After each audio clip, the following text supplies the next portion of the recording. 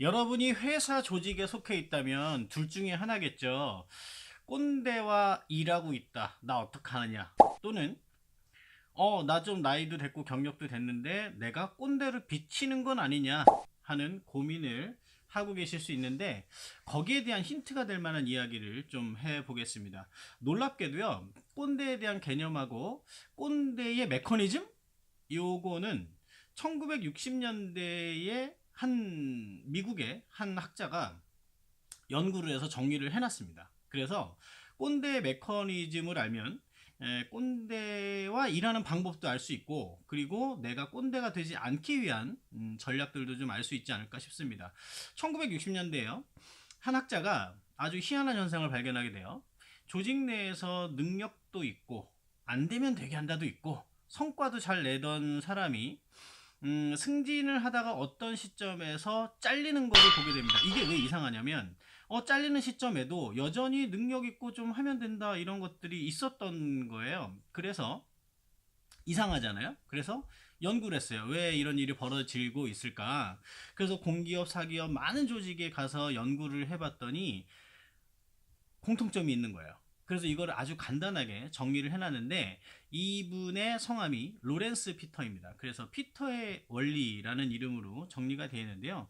잠깐 읽어드리죠. 조직 내에서 일하는 모든 사람들은 자신의 무능력 수준에 도달할 때까지 승진하려는 경향이 있다. 그렇기 때문에 시간이 지남에 따라 조직의 많은 사람들이 임무를 제대로 수행하지 못하는 무능한 사람들로 채워지게 되고, 아직 무능력의 단계에 도달하지 않은 사람들을 통해 과업을 완수하게 된다는 것이다. 알 것도 같고 모를 것도 같아요. 그래서 요거를 제가 직접 경험했던 거를 좀 각색해서 전달을 해 드려 볼게요. 제가 멘토링 강의를 할 때 꼭 전달을 드리는 부분인데, 한번 짧게 들어봐 주시죠. 자, 두 부장님에 대한 얘기를 하겠습니다. 한 분은 영업팀의 나열신 부장님이에요. 이분은 어떤 분이냐면, 입사를 하자마자 놀라운 성과를 내요. 그래서 좀 안 되면 되게 한다 이런 것도 있었고, 아주 능력도 있었고, 그래서 동기들보다 빠른 속도로 과장까지 승진을 하게 됩니다. 자, 여기서부터 문제가 생기는데, 한번 생각해 보세요. 안 되면 되게 한다도 있고 능력도 있고 성과도 내는 사람이에요. 자, 이 사람이 과장이 돼서 밑에 3명의 직원이 생겼습니다. 이 능력이 있는 과장의 눈에 이 3명의 신입 직원들은 어떻게 보일까요? 장점이 보일까요? 단점이 더 많이 보일까요? 그러겠죠? 그래서 예를 들면은, 야, 너 입사한 지 이제 벌써 반년이 지났잖아. 근데 이런 것도 못해. 나 때는 말이야, 나는 말이야, 신입사원의 패기로 말이지. 이런 식으로 말할 확률이 아무래도 좀 높지 않을까요? 자, 근데 어쨌든 그렇게 해가면서 막 이제 혼내가면서 가르쳐가면서 성과를 냈던 거죠. 그리고 나서 부장님이 되셨습니다. 밑에 부하 직원이 8명이 된 거예요. 일 못하는 멍청이가 3명에서 8명으로 늘은 거예요. 큰일 났죠. 그래서 이분의 커뮤니케이션의 절반은 답답함과 호소와 질책이에요. 그리고 나머지는 뭐냐면은 빨간펜 선생입니다. 조직에서 자주 보게 되죠. 자, 빨간펜 선생이 돼서 일을 대신해 주기 시작하는 거예요. 그러니까 생각을 대신해 주는 겁니다. 예를 들면은, 야, 이거 뭐 너 차장식이나 돼가지고 창피하지도 않아, 이거 갖고 와봐, 이거 이렇게 하면 되잖아 하고서 이제 빨간펜 하는 거죠. 자, 이건 이렇게 고치고 이건 이렇게 하고 이렇게 방향을 잡으란 말이야, 빨리 타이핑해 갖고 와너 내일 보고해야 되니까. 이런 식으로 커뮤니케이션을 하기 시작한 거죠. 그래서 같이 일하는 사람들이 해야 되는 영역을 자기가 일을 좀 대신해 주는 식으로 일을 진행을 한 거죠. 자, 이런 나열신 부장님이 있어요. 나열신 부장의 마음속에는 항상 뭐냐면, 야, 나 정도 되니까 이런 멍청이들 데리고 성과를 내지라고 생각을 하는 겁니다. 자, 두 번째, 김태평 부장 이야기를 해드리겠습니다. 자, 김태평 부장은요, 말 그대로 좀 일을 태평하게 하는 스타일인데, 딱 두 가지만 해요. 업무 지시를 할 때 딱 두 가지만 하는데, 업무를 이렇게 요청하는 배경을 설명해 주고요. 그 다음에 구체적인 아웃풋 이미지를 얘기해 줍니다. 그 말은 뭐냐면, 중간에 어떤 방식으로, 어떤 경로로 처리해야 된다라는 거에 대해서는 어떤 방법을 딱 구체적으로 주질 않습니다. 자, 그래서 예를 들면 이제 불러가지고, 자, 김대리, 지난번에 사장님 미팅을 했었잖아. 그래서 이런 논의가 있어가지고 우리 부서에서는 요거에 대한 지금 리포트를 만들어야 되는 상황이거든. 그래서 내가 어쨌든 취합은 해야 되니까 김 대리는 요런 부분을 포함해 갖고 어디 보자. 파워포인트로 한 5장 정도 이내로 드래프트 수준에서만 일단은 만들어주면 되고, 요거는 내일 점심때까지는 해줘야 내가 방향성을 잡을 수 있거든. 요렇게 얘기를 해주는 거야. 앞에서는 배경, 왜 이 일을 해야 되는지, 뒷단에서는 구체적인 아웃풋이 뭔지를 명확하게 얘기를 해주는 거예요. 자, 그 다음에 이렇게 해서 이제 진행이 됐어요. 그래서 또 일을 좀 추가적으로 요청을 해서 디테일한 사를 붙여서 보고서를 만들었다. 그러면은 김태평 부장의 특징은 이 보고서를 웬만하면 수정하지 않고 그대로 가지고 가서 보고를 합니다. 자, 이렇게 되면은 김대리가 사실 완벽하게 안 했을 수도 있잖아요. 자, 그럼에도 불구하고 이걸 거의 큰 수정 없이 그대로 가지고 가서 발표합니다. 그러다가 깨지면, 욕먹거나 깨지면은 자기의 잘못이라고 자기가 책임을 좀 져요. 근데 그럼에도 불구하고 김대리는 전후 상황을 알 거 아니에요. 그러니까 내가 보고를 하면, 보고를 대충 하면은 부장님이 알아서 고치겠지가 아니라 부장님 이거 그대로 올리니까 이거는 안 되겠다. 내가 사전에 자기 검열을 하게 되는 거죠. 이건 내가 이렇게 좀 미리 좀 더 봐야겠다. 이런 식으로 고민을 하게 되는 겁니다.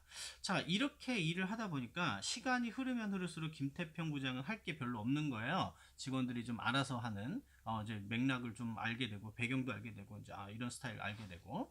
자, 이렇게 일을 하게 되었습니다. 자, 여러분이 사장님이라면 임원 승진을 시킬 때 앞서 말한 나열신 부장과 뒤에 말한 김태평 부장 누구를 승진시키겠느냐라고 하는 게 질문이에요. 제가 멘토링 강의를 하면서 이걸 물어보거든요. 그러면은 절반 이상은 김태평 부장을 고릅니다. 물론 나열신 부장을 고르는 경우도 많아요. 왜냐하면 일을 정말 열심히 하고 또 부하 직원을 좀 다그쳐가면서 능력을 확 끌어올린다. 이렇게 얘기를 하시는 분들도 있거든요. 일리는 있습니다.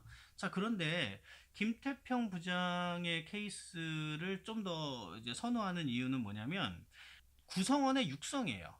구성원의 육성. 그러니까 나열신 부장은 실무자로서는 훌륭하지만 리더로서는 조금 아쉬움이 있는 거예요. 왜냐하면은 나열신 부장이 없어지면은 이 팀이 망가지기 쉽거든요. 근데 김태평 부장 같은 경우는 어떻죠? 김태평 부장도 나름의 실력이 있었겠죠. 근데 중요한 거는 김태평 부장 밑에 들어가면은 이 친구들이 알아서 일을 하는 인재들이 된다는 거예요. 물론 나열신 부장 같은 경우도 일 잘하는 인재가 될 수 있다라고 얘기를 하지만은 좀 이제 적정 수준을 벗어나는 케이스가 될 수 있겠죠. 자, 그러면 여기서 이제 좀 정리를 해봅시다. 어느 쪽이 더 좋다는 둘째 치고요. 이런 꼰대와 일하는 사람의 입장에서 먼저 한번 팁을 하나를 드려볼게요. 그러니까 나열신 부장 같은 사람 밑에서 일을 한다라고 하신다 그러면 통상적으로는 이 사람은 리더십은 조금 부족할지 몰라도 실무적인 능력이 뛰어날 확률이 매우 높습니다. 그래서 이분하고 한번 경쟁을 붙어보는 거를 권해드려요. 아예 그만둘 생각이 아니라면은 경쟁을 한번 붙어보시기 바랍니다. 업무적으로 경쟁을 하는 겁니다. 무슨 말이냐? 이분의 눈높이에 만족할 정도의 업무 성과를 한번 내보겠다라고 생각을 하시는 게 본인의 정신건강에도 좋고, 그 다음에 업무적으로 실제 성장하는 것도 굉장히 도움이 돼요. 우리가 보통 지금은 직급이 파괴되고 있지만 사원에서 과장 정도까지는요 실무적인 능력이 중요해요. 그거를 알려주는 사람이거든요. 좀 욕을 해서 그렇지. 그러면 요걸 내가 이 사람의 눈에도 들게 한번 해보겠다라고 하는 마음을 먹는 게 사실은 조직 생활을 더 좀 즐겁게는 아니죠. 그런데 이제 그렇게 할 수 있는 방법이라고 생각을 하고요. 내가 꼰대 아닌가라고 생각하는 사람들의 입장에서 한번 또 말씀을 드려볼게요. 내가 꼰대가 아닐까라고 하신다 그러면 내가 일단은 능력, 그러니까 지금까지 쌓아온, 일을 하면서 쌓아온 지식과 능력치가 있을 거예요. 그거를 폄하할 필요는 없습니다. 잘 한 거니까. 자, 그런데 내가 이 커뮤니케이션을 할 때 내가 좀 물어보는 형식으로 많이 하는지 나의 탁월성 때문에 이게 옳아라고 생각해서 내가 말을 많이 하고 있는지만 체크해 보시면 돼요. 이게 가장 간단한 방법입니다. 그래서 내가 물어본다. 이거는 왜 이렇게 된 거야? 이렇게 된 배경을 설명해 주겠어? 라고 이제 물어보는 형식으로 이제 커뮤니케이션 하고 있는지, 아니면 딱 보자마자 척 보면 압니다. 그러니까 야, 이건 이렇게 하면 안 되지. 이거는 몇 년째야. 이거 이런 식으로 하게 되면은 내가 한 말이 옳을 수는 있어요. 왜냐하면 내가 지식과 경험이 많으니까. 그런데 그 말한 거의 결과가 상대방에게 자, 한편으로는 능력적으로 성장이 좀 더딜 수가 있어요. 왜냐하면 그 사람의 머리로 고민한 게 아니기 때문에 그렇습니다. 그 다음에 감정적인 측면에서도 문제가 생길 수 있겠죠. 일단은 당신을 싫어하게 돼요. 저 인간 꼰대야 이렇게 싫어하게 되고, 이제 그렇다 보면은 좀 업무에 대한 좀 몰입도도 떨어지게 되고, 그 다음에 팀에 대한 어떤 협력도도 떨어지게 되고, 리더십에 결정적으로 좀 문제가 생긴다. 요 부분을 생각해 보실 필요가 있습니다. 그래서 어느 쪽도 사실은 꼰대와 일하는 쪽도, 그 다음에 꼰대인데 꼰대인 줄 모르는 사람도 사실 나쁜 의도를 갖고 있진 않아요. 그렇기 때문에 만약에 현재 상황을 여러분이 받아들여야만 하는 상황이다. 근데 내 위에 꼰대가 있다. 그러면 내가 이 사람의 능력이 있는 영역에 대해서는 한번 배틀을 붙어보겠다. 이 사람 만족시켜보겠다라는 욕심을 가져보시기를 바라고, 내가 꼰대로 인식되는 거 아니야? 이런 고민이 있는 분들께서는 내가 말을 많이 하고 있는지 아니면 많이 듣고 있는지만 일단은 1차적으로 고민을 해보시면 되겠고요.